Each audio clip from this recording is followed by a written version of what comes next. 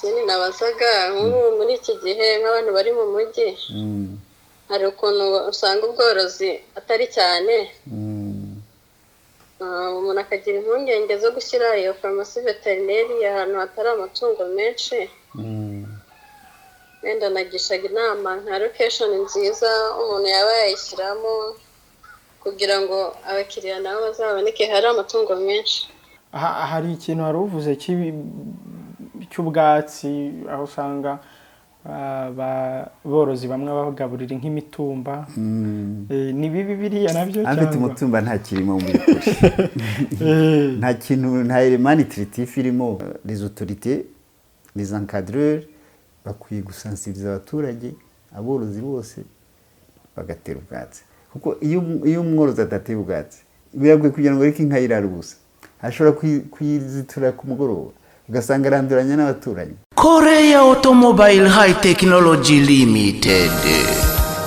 Izi ni inzobere mu bukanishi bw'imodoka zikorerwa muri Korea nka Kia na Hyundai. Zifashisha ikoranabuhanga rigezweho zigasuzuma ikinyabiziga abakanishi bakagikoraho rikaka. Niba kandi uri no ku rugendo imodoka yawe ikagira ikibazo hamagara aba bahanga bakudepane aho kuyihabara upigapiga ngo bayangize kurushaho. Aha hari na pièces zose z'imodoka zakorewe muri Korea bakagira n'amavuta meza cyane yo mu bwoko bwa Kicks yaba ya motera ya boîte na ya feri atuma ubuzima bw'ikinyabiziga cyawe buramba. Batera imodoka igasubirana agaciro bayoze gataha ari mutongoro. Namwe mutunze imodoka z'ubundi bwoko cyane cyane ubu bugezweho ibanga n'uguhora ugisha inama muri Korea Automobile High Technology bakagukorera maintenance imodoka igahora ari mu ryerye. Ni Gikondo hateganye neza na paruwasi gatolika ya Gikondo.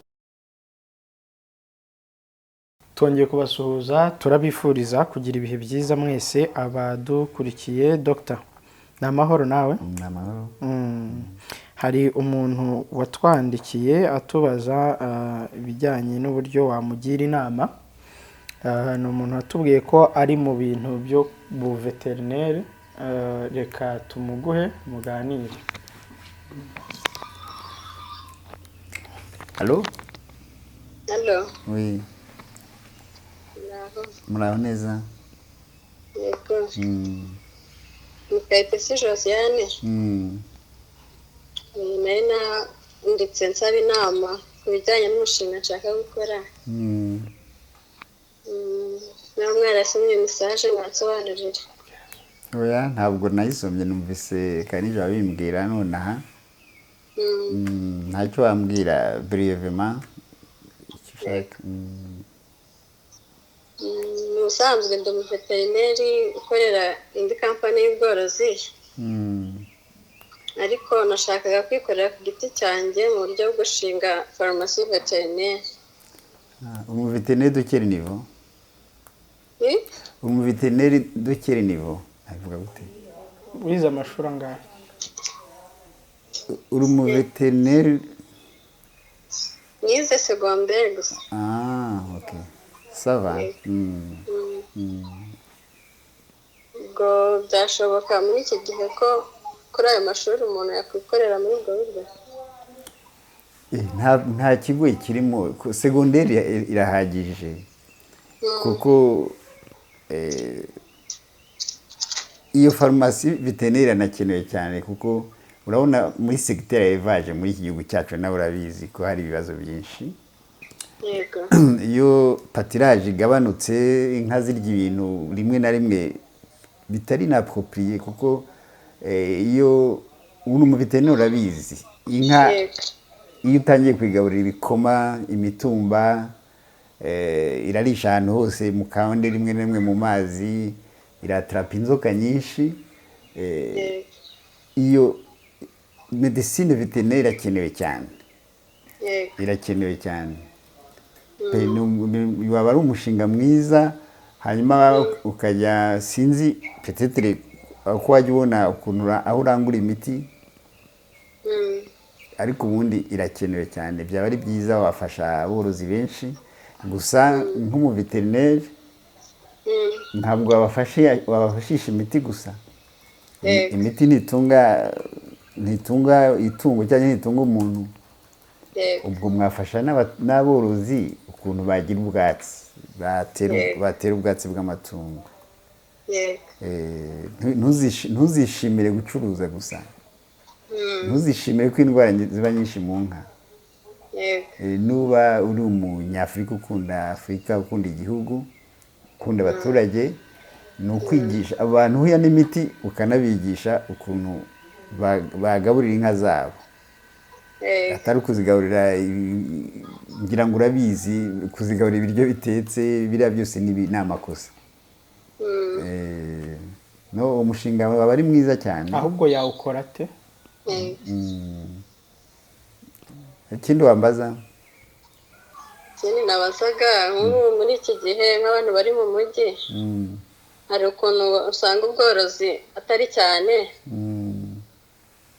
umuntu akagira impungenge zo gushyira iyo farumasi veterineri ahantu hatari amatungo menshi.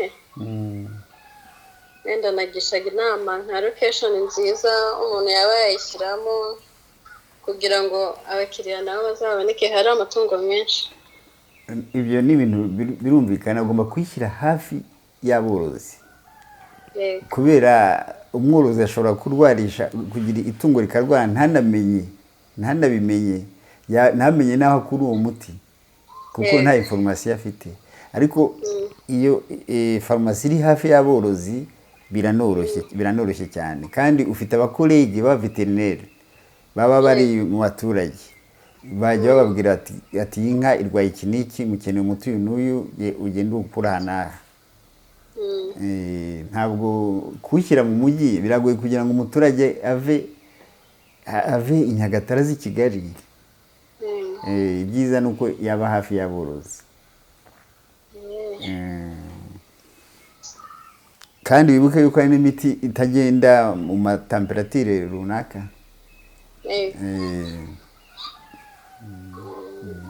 Igisigaye rero no kumenya wenda uburyo umuntu yateguramo umushinga kugira ngo uzanozwe mu buryo bwiza. No, kuwutegura ni ibintu byoroshye. Urabanza ukareba ahantu cible, abantu uteganya kuvurira amatungo, uko amatungo angana, ukareba indwara zikunda kuhaba. Ni nk'uko burya ubuzima bwose burasa. Ushobora kubona umusozi abana baho bahora barwaye inzoka cyane n'abantu bakuru, ukamenya yuko amazi banywa yanduye. Nawe rero wareba aho hantu abantu batuye aho ngaho, inka amatungo y'aha ngaha, ko uzagira amatungo yose, ntabwo ari inka gusa. Amatungo y'ahakunda kurwara iki, ukamenya utangaha amatungo y'ahakunda kurwara inzoka, ukazana amaverminoze, imiti y'inzoka z'inka. Atakunda kurwara inkorora, ukazana imiti ya gutyo. Ubwo rero kwiga umushinga ni ukureba cible, ahantu abantu uzavurira uko bangana, n'indwara barwarisha amatungo uzavura uko angana, n'indwara ziri fréquente gusumba izindi uko zingana. Bitavuze yuko utazana n'imiti ivura indwara utabona aho ngaho, kuko izishobora kuza de mu mal autre utaziteganije. Murakoze cyane. Je vous en prie. Josiane, Karame. ibijyanye n'igishoro n'amafaranga byo urayafite, warayateganyije cyangwa? Igishoro nagiteganyije. Ntabwo kiba cyinshi. Sawa rero, ngira ngo Dr. nk'uko yifuje ko mwaganira, twasohoje ubutumwa wadutumye. Murakoze cyane. Ari satisfait? Urumva bihagije? Ibyo nashaka gusobanuza nasobanukiye birahagije. Murakoze, umunsi mwiza. Murakoze cyane. Dr. ngira ngo mu biganiro byacu dukora n'iyi gahunda nabonye abantu baratangiye kuyikunda. Biba ari byiza ko mu gihe hari umuntu ukeneye kugisha inama yajya atwandikira mu gihe twabonye umwanya wo gukorana nawe ikiganiro ukabigarukaho. Hanyuma hari n'abagiye ariko baguhamagara. Sinibuka. Birashimije kuko icyo gihe tuba dufashije abaturage. Nanjye ni ikibazo numva ibyo biranshimije cyane, kubera dukeneye ko abaturage bacu borora neza, kuko iyo borora neza unahinga neza, kandi nibo badutunze rega. Ibyo bijya mubyibuka.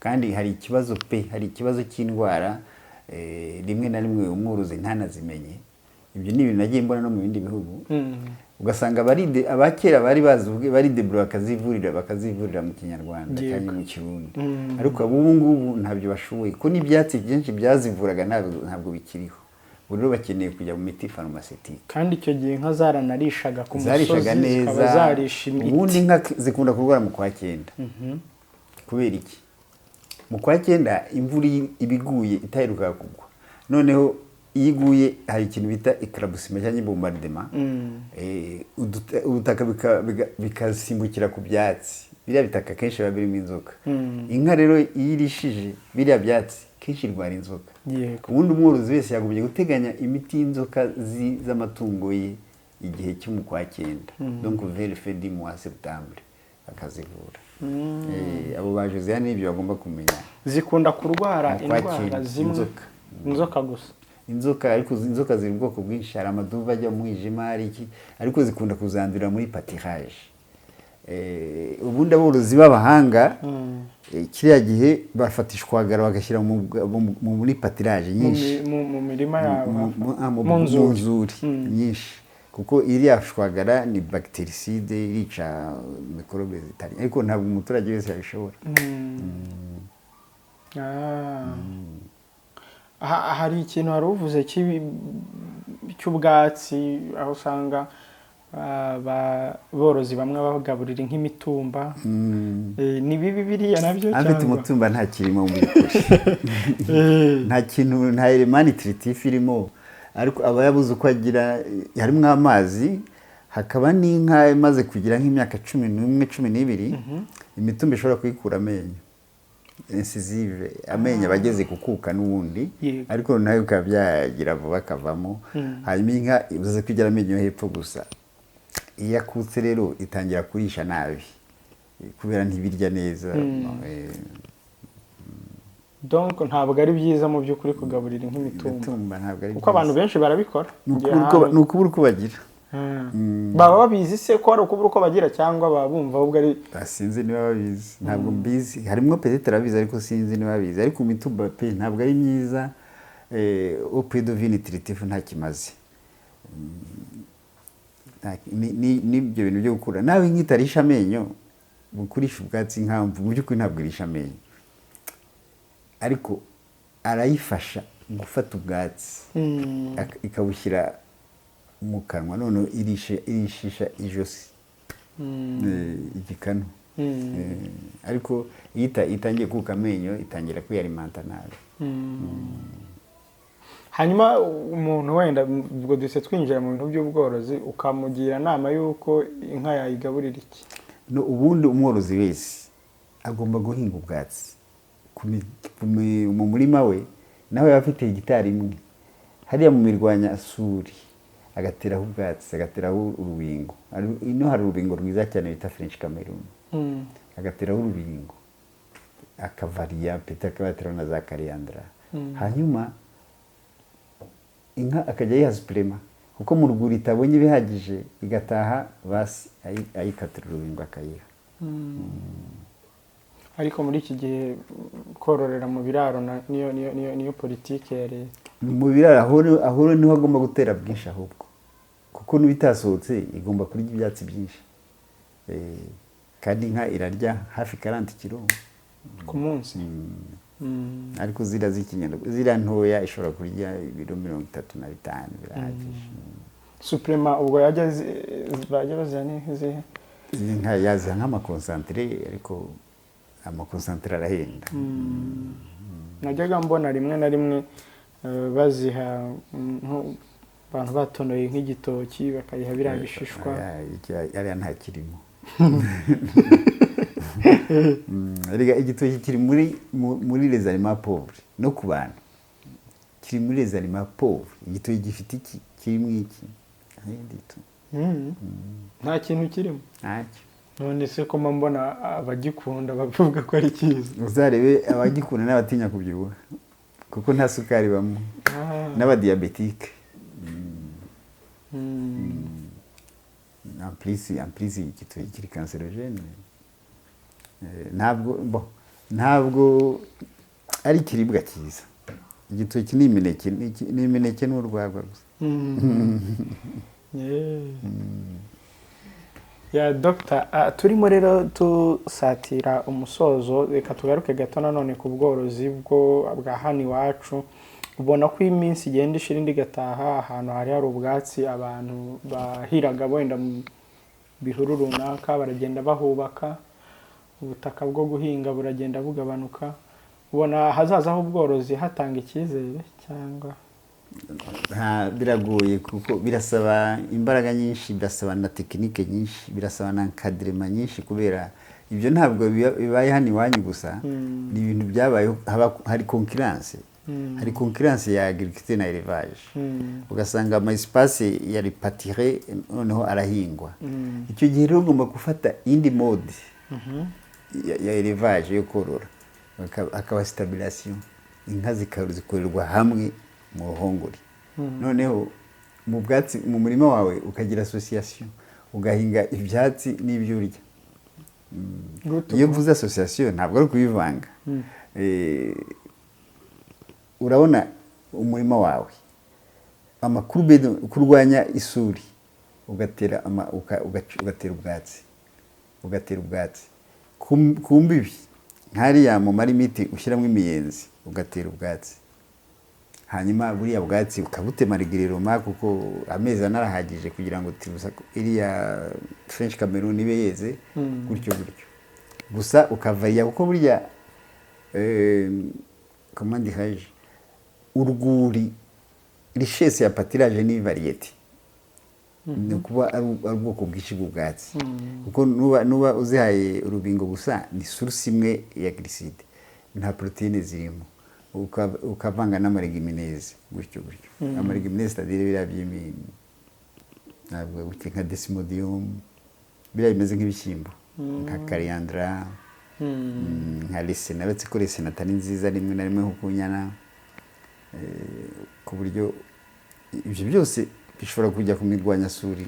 Uretse desmodium, nk'izo coriandra zishobora kujya ku mirwanyasuri, bigatuma inka yawe noneho uyiha ubwatsi buhagije burimo byose.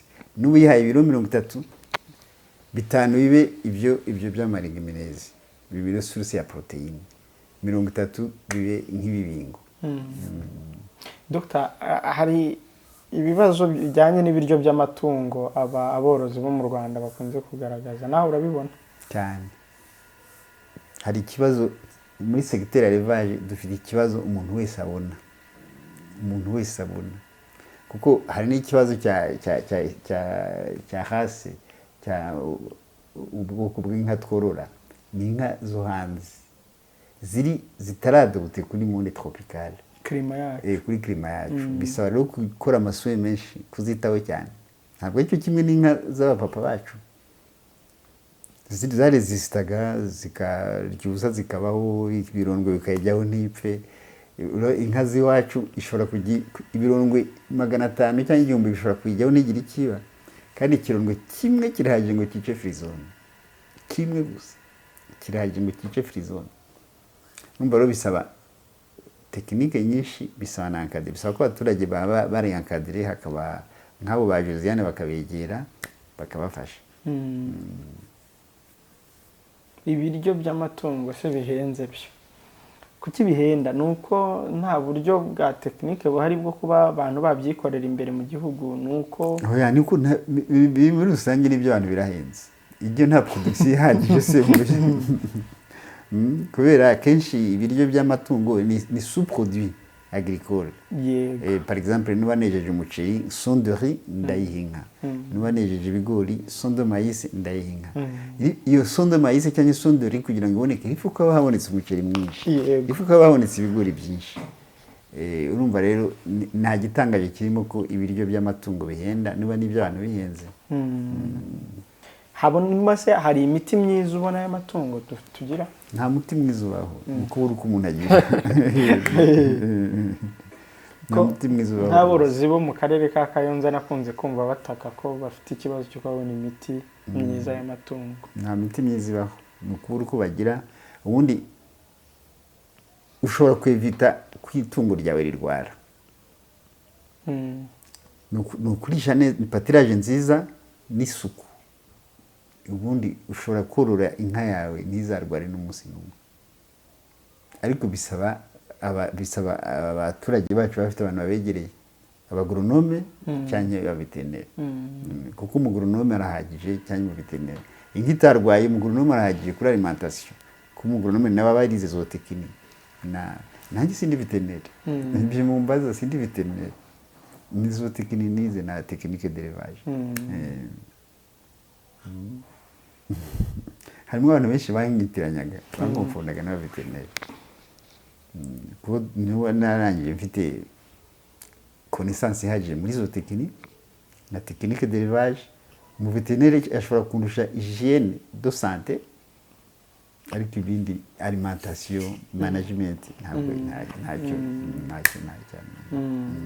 hanyuma kugira ngo nk'inka igire umukamo utubutse bisaba iki alimentation nziza bon aho n'inka igira umukamo utubutse kubera ari génétiquement ari kwiremye kuko inka zose ntabwo ari ubwoko ari laitière hari ziba zararemewe kuri nk'inyama nka sahiwale par exemple nka frisoni cyangwa jersey n'iz'amata ziriya nka z'amata ziba zifite ukuntu ziremye spécialement ku buryo zihumeka cyane zigira poitrine iri profonde igituza kinini kubera amata ava mu maraso igire circulation y'amaraso ihagije il faut au moins 250 litres de sang pour élaborer 1 litre de lait. Uzabona inka les fontaines de lait ya mitsi yo munda ijya mu mice iri bien développé n'amaraso amata ava mu maraso amata ava mu maraso iyo nka igomba kubihumeka bihagije kiti igituza kiri profonde sicyo kimwe n'inyama usanga ibyibusha amatako ibyibusha iki donc ifite kilote nini zigira ubwoko rero hari inka ziri specialize ku gukamwa hari n'iziri specialize ku byo ngo ziribwe uzabona mu bindi bihugu nko muri za Ecosse hariho nabonye hari ibimasa biteye ubwoba ariko by'ibinyama ni nko kubwo no ku nkoko aba inkoko z'amagi n'inkoko z'indezi c'est ça nka kuri ya haba les pondeze n'izindi nyuma rero y'ibi bibazo byose ndetse n'izi nyunganizi urimo uraduha ariko hari n'icyo ubona gikwiye kugira ngo umuntu woroye inka koko ayorore niba bamugana targetinga n'umukamo uboneke hanyuma hari nabo yirirwa bataka bati kugira ngo umushumba azabone ubwatsi ku munsi bwo kugira ngo inka tuyigaburire biba ari ikibazo nabo barahenze imiti yayo nayo irahenze n'ibi bibazo bindi bagiye bagaragaza birimo n'ibiryo bihenze ubundi muri élevage le facteur déterminant alimentation nicyo kintu cya mbere ugomba kwitaho iyi alimentation ni iki rero alimentation principale si ibiryo by'amatungo si ibiryo iyo ndavuga ibiryo ndavuga birazi les produits industriels cyangwa sous-produits agricoles icya mbere ni ibyatsi les herbes fourragères umuturage worora ibyo ari byose afite isambu peu importe uko ingana afite isambu suppose uko afite hegitari cyangwa demi hegitari icyo gihe yorora inka a fonction ya isambu afite iyo hegitari ye ashyizemo imirwanyasuri biramufasha guproteja iyo sambu ye no kugaburira inka ze arashyiramo imirwanyasuri hose ubwo rero n'umworozi wifite kuko ntabwo ari buri muntu mu Rwanda ufite hegitari oya nahantu urugero natanze nakubwiye nuba afite na demi hegitari nta kibazo je nuba afite hegitari ndorora inka ebyiri uba ufite demi hegitari urora imwe nuko nagupfaye urugero kuri hegitari gusa ngenzi ko ufite hegitari wakorora inka ebyiri sigahaga hegitari imwe ubundi bikwiye kujyana n'inka ebyiri wazorora zigahaga noneho kumirwa ubwo se zabyara oya ntabwo inka ushobora kumentena umubare ushaka zirabyara hanyuma inyana ukagurisha cyangwa mama ukazigurisha ariko ufite inka iguha amata buri gihe ariko usanga mu Rwanda nk'umuntu ufite hegitari ashobora kuba afite nk'inka nk'umunani cyangwa 10 ibyo ni kwa kundi usanga afite ibibazo ngo dufate yoroye inka ebyiri n'utubebe twazo aho nta kibazo aratera imirwanyasuri amemuta ariko araproteje isambu ye imirima ye ntitware natera ibyatsi bita ziriya French Cameroon bifite masse foliaire nini ku mirwanyasuri ye yose no mu mbibe hamwe bashyira imiyenzi akashyira ubwatsi ahantu hose hari aka espace vide akatera ubwatsi akareba na zone marginale itamera ikindi kintu akaba yayiteramo ubwatsi icyo gihe inka ntabwo azagira ikibazo cyo ngo arajya gushaka umuntu ujya umushumba ujya kumutemera ubwatsi n'ubwatsi nawe yatema ahingutse avuye mu murima arashobora gutema ubwatsi agaburira inka ze yego nta kibazo na kimwe yagira rwose yabikora wenyine hanyuma kandi icyo gihe inka igihita idakamwa nta nubwo ari ngombwa kuyiha amasuri wayiha ubwatsi buhagije si ngombwa kuyigurira ibiryo si ngombwa kuyigurira ibyirya byo muri industry ntabwo ari ngombwa kereka ikamwa ushaka kugira ngo uzamure umukamo n'uwo ufite aho ugurisha amata icyo gihe nabwo ntabwo uhendwa kuko amafaranga aguze ikiro cy'ibiryo by'inka ni nk'icya kabiri cyaguze litiro y'amata ku giciro cy'amata nacyo kiri mu byabaye ibibazo ko nabo bavuga ko amata nyine igiciro kiba kiri hasi ntabwo cyaba hasi gusumba ibiryo kenshi ni icya kabiri cyaryo urumva rero arashobora nuba afite inka ikamwa muri litiro 5 azajya ibiro 2.5 ubwo sumva ari ikibazo niba ikamwa muri litiro 5 azajya ibiro 2.5 niba ikamwa muri litiro 4 azajya ayiha 2 gusa ntabwo byamuhenda ariko noneho idakamwa ayireke ibyatsi byinshi Dr. hanyuma kandi bibuke yuko afite ziriya nka na biriya byatsi yakora compost ifite nziza kuriya nagurisha n'ifumbire ubundi ntabwo yakagomye guhomba ariko ikibazo gihari ni icyo nta borozi bijya mbona bateye ubwatsi nicyo kibazo rero les autorités les encadreurs bakwiye gusensibiliza abaturage aborozi bose bagatera ubwatsi kuko iyo umworozi atateye ubwatsi biragoye kugira ngo reke inka irara ubusa ashobora kuyizitura ku mugoroba ugasanga aranduranya n'abaturanyi irajya mu mirima y'abaturanyi ni ibibazo bikunda kubaho mu cyaro ariko nk'ibyo nkubwiye babikoze gutyo ibyo bibazo byashira hari aho nabonye babikora za Gitarama ntushobora kubona inka mu muhanda kandi bose bafite inka bafite ubwatsi bose batereye inka kandi bagira n'amata menshi nta nubwo Nyagatare barusha ntabwo ninjiye profondément ariko par curiosité narabicunze ndareba nabonye mu Rwanda bavuga ko akarere gafite umukamo mwinshi ari Gicumbi harya ni hehe hano muri Byumba birashoboka hariya sindareba ahantu nkunda kwitegereza cyane ni muri Gitarama Dr. wakoze cyane rero reka dusoreza aha merci à vous iyo habaye ibiganiro